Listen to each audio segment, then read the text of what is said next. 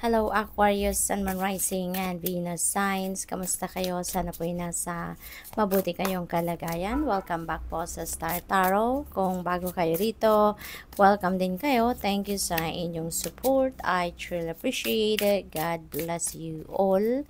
Unang mensahe ni Aquarius ay King of Cups. Some of you, Aquarius, maaaring kayo ay mag-i-embody ng energy ni King of Cups at this time. Si King of Cups is someone na very friendly, very calm, no?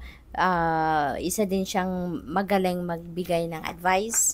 So, maybe ang iba sa inyo dito, siguro merong mga lalapit sa inyong mga tao ngayon that needs your advice or maaaring hihingi ng inyong opinion, magsisik ng enlightenment, kaya gusto kayong makausap, something like that, no? And the King of Cups also signifies na yung intuition ninyo is on point, no? Kaya maaaring marami ding guidance ang ibibigay sa inyo ng universe sa ngayon through your intuition.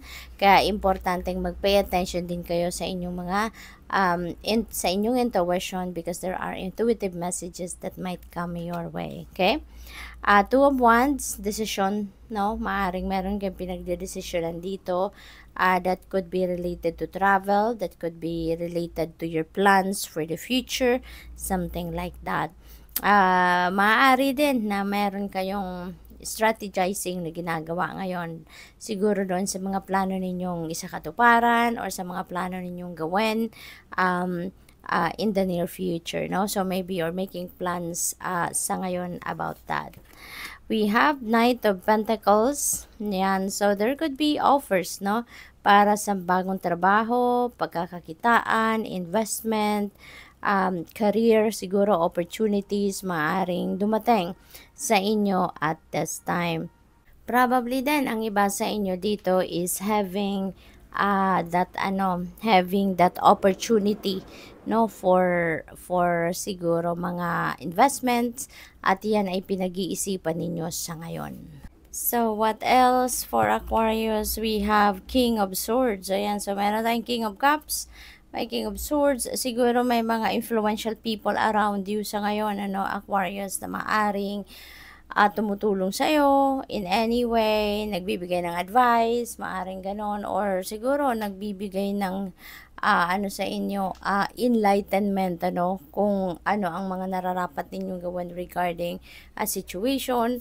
Maaari din na promotion, no, ang hinaharap ng iba sa inyo dito. Maybe there is an offer of leveling up ng inyong commitment at this time.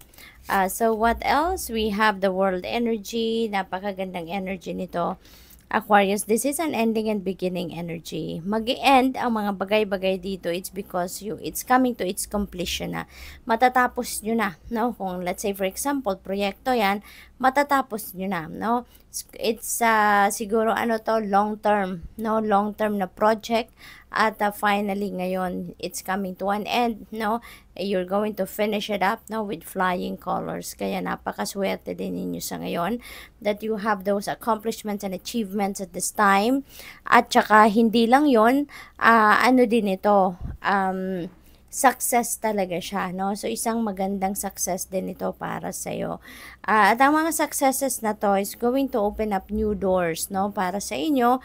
May mga mas marami pang bagay at oportunidad dito yung pwede ninyong gawin, no? So, magsisimula kayong muli ng panibagong chapter sa buhay ninyo dito with these opportunities na papadating. Travel also is imminent for most of you, Aquarius, no? Yung travel na to, maaaring local lang yan, maaari din na international. So, depende sa inyong sitwasyon, and it could be because of for different reasons, no?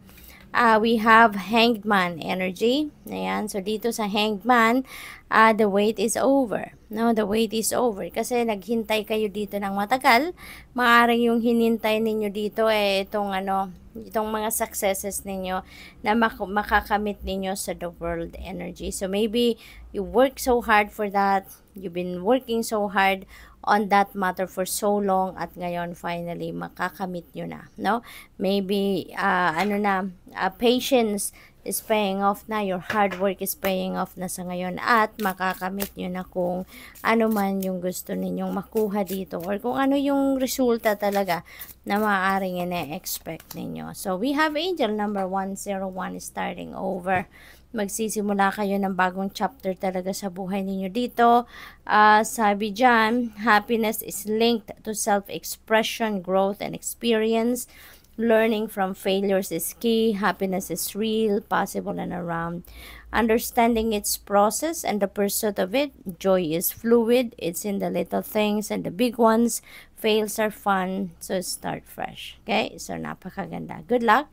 Thank you for watching. Love and light. Namaste.